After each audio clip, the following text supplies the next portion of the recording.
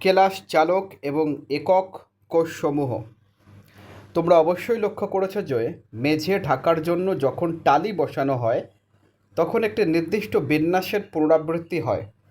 মেঝেতে টালি বসানোর পর যদি আমরা সবগুলি টালিতে একই স্থানে দাগ দিই, যেমন টালির কেন্দ্রে, টালিগুলোকে না দেখে শুধুমাত্র দাগগুলোকে দেখি, তবে আমরা বিন্দুগুলোর একটা সেট পাই। এই বিন্দুগুলোর সেট মাচানের মতো থাকে, যার উপর টালিগুলো রেখে বিন্যাসটি করা হয়েছে। এই মাচান হলো একটি স্পেস চালক। তাতে বিন্দুগুলির সেটের উপর, এক্ষেত্রে টালি, গঠনগত এককগুলিকে স্থাপন করে দ্বিমাত্রিক বিন্যাস করা হয়েছে। এই গঠনগত একককে ভিত্তি বা মূল উপাদান বা মোটিভ বলা হয়। যখন মোটিভগুলোকে স্পেস জালকের বিন্দুতে বসানো হয় তখন একটি বিন্যাসের সৃষ্টি হয়। ক্লাসাকার গঠনে মোটিভ একটি অণু, পরমাণু বা আয়ন হতে পারে।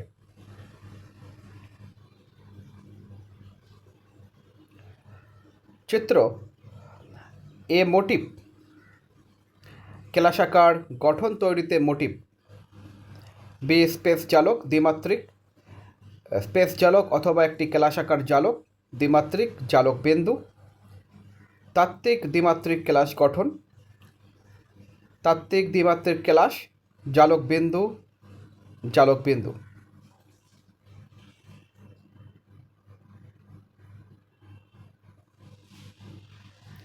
একটি স্পেস জালক, যাকে ক্লাসাকার জালকও বলা হয়, সেটি হলো বিন্দুগুলোর বিন্যাস যা এই মোটিভগুলোর অবস্থান প্রকাশ করে। অন্য কথায়, স্পেস জালক হলো একটি ক্লাসাকার গঠনের বিমূর্ত মাচানের মতো। যখন আমরা মোটিভগুলোকে একইভাবে স্পেস জালকের বিন্দুগুলোতে স্থাপন করি তখন আমরা ক্লাসাকার গঠন পাই। চিত্র একটি মোটিভ একটি দ্বিমাত্রিক জালককে প্রদর্শন করে এবং মোটিভগুলোকে দ্বিমাত্রিক জালকে বসিয়ে একটি তাত্ত্বিক দ্বিমাত্রিক ক্লাসাকার গঠন পাওয়া যায়। জালক বিন্দুগুলো স্থানিক বিন্যাসের জন্য বিভিন্ন ধরনের জালকের উৎপত্তি ঘটে। চিত্র দুই ধরনের জালকের মধ্যে বিন্দুগুলোর সজ্জা প্রদর্শন করে। চিত্র দুইটি ভিন্ন জালকে বিন্দুগুলোর বিন্যাস, জালক এ, জালক বি। ক্লাসাকার কঠিনের ক্ষেত্রে ক্লাস জালক হলো বিন্দুগুলোর ত্রিমাত্রিক বিন্যাস। জালক বিন্দুর সঙ্গে গঠনগত মোটিভগুলোর একত্রীকরণ ক্লাসাকার গঠনের উৎপত্তি হয়। একটি ক্লাসে প্রতিটি পুনরাবৃত্তি মূল একক অথবা মোটিভের অন্যদের মতো একই গঠন এবং একই স্থানিক বিন্যাস বর্তমান। প্রতিটি মোটিভের পারিপার্শ্বিক অঞ্চলটি ক্লাসের উপরিতল ছাড়া সমস্ত ক্লাস জুড়ে একই থাকে। একটি ক্লাসাকার জালকের নিম্নলিখিত বৈশিষ্ট্যগুলো বর্তমান।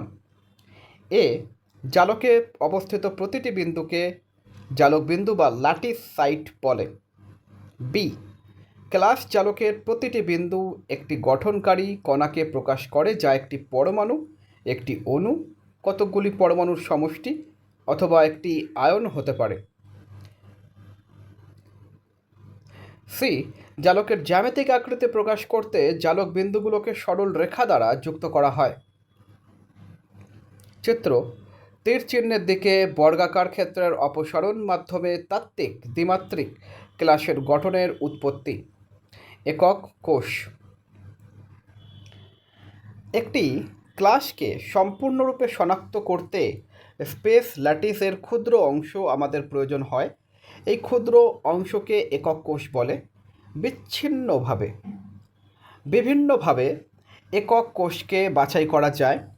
সাধারণত সবচেয়ে কম দৈর্ঘ্যের লম্ব ধারযুক্ত কোষকে বাছাই করা হয় এবং একক কোষের ত্রিমাত্রিক দিকে সরণের মাধ্যমে সমগ্র ক্লাসটি গঠিত হয়।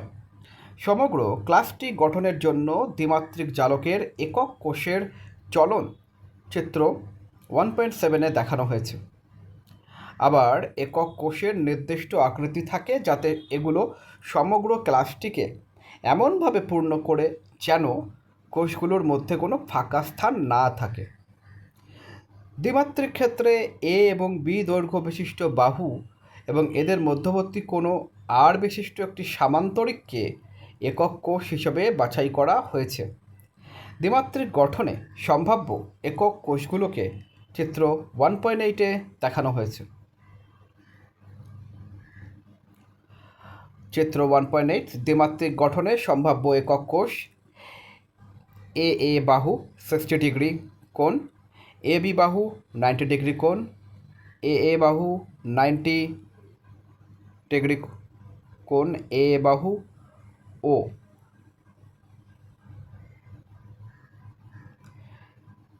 এ বি বাহু গামা কোণ।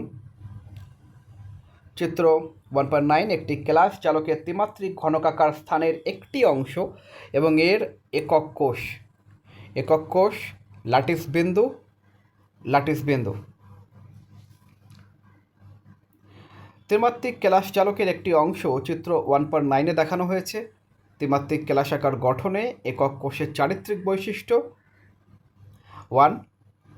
3টি ধার বরাবর এদের মাত্রাগুলো হলো এ বি এবং সি। এই ধারগুলো পরস্পরের সঙ্গে লম্বভাবে থাকতে পারে, আবার নাও থাকতে পারে। 2.